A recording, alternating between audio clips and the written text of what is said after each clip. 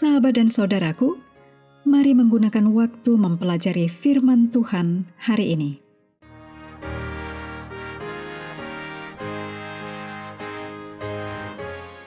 Hari Selasa, tanggal 2 Desember, judulnya Yosua Sang Tipe atau Lambang.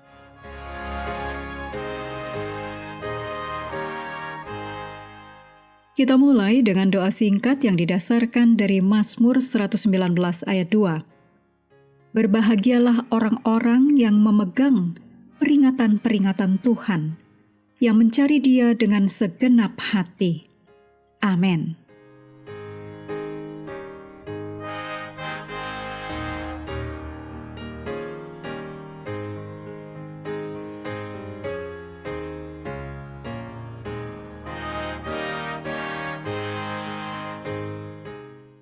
Keluaran 3 ayat 1 dan 2, Yosua 1 ayat 1-3, Bilangan 13 ayat 1 dan 2, Yosua 2 ayat 1, Keluaran 3 ayat 5, Yosua 5 ayat 15, dalam terang tipologi Alkitab, menyatakan hal signifikan dari beberapa paralel antara kehidupan Musa dan Yosua.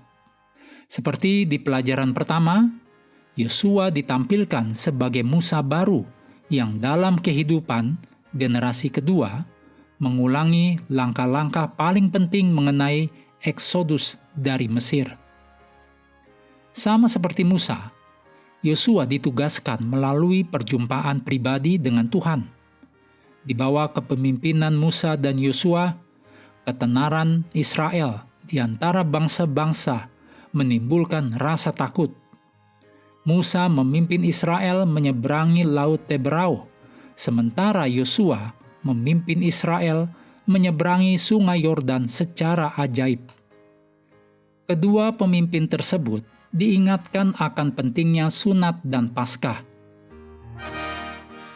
Mana mulai turun pada zaman Musa dan berakhir pada zaman Yosua. Keduanya diperintahkan untuk melepaskan sandal mereka. Kedua tangan mereka yang teracung ke atas menandakan kemenangan bagi Israel. Musa memberikan instruksi pembagian tanah dan pendirian kota-kota perlindungan. Yosua melaksanakan instruksi tersebut. Musa dan Yosua memberikan pidato perpisahan kepada bangsa itu dan memperbarui perjanjian umat di akhir pelayanan mereka.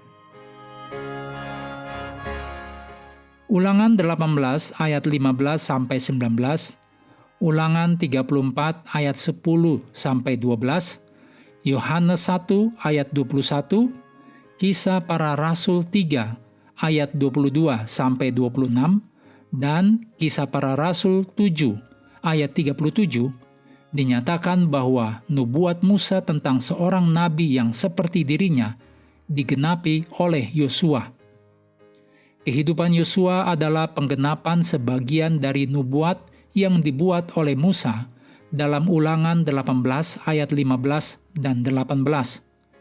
Namun, nubuat Musa dalam arti yang sepenuhnya belum digenapi. Dalam arti yang sepenuhnya, nubuat tersebut hanya dapat dicapai atau digenapi oleh Mesias. Mesias mengenal Bapa secara intim.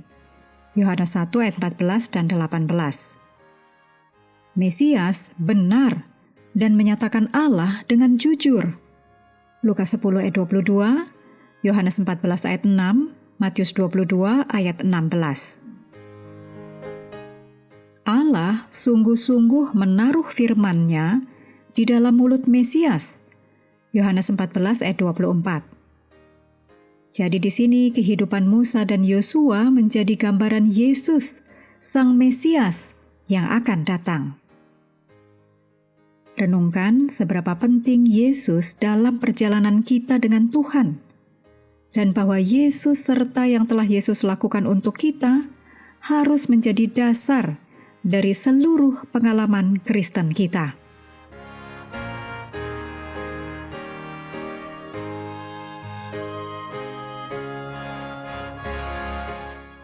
Mengakhiri pelajaran hari ini, mari kembali ke ayat inti 1 Korintus 10 ayat 11. Semuanya ini telah menimpa mereka sebagai contoh dan dituliskan untuk menjadi peringatan bagi kita yang hidup pada waktu di mana zaman akhir telah tiba. Sahabat juga perlu melengkapi waktu untuk bersekutu dengan Tuhan setiap hari dengan bacaan Alkitab sedunia. Percayalah kepada nabi-nabinya yang melanjutkan dari Hakim-Hakim pasal 19.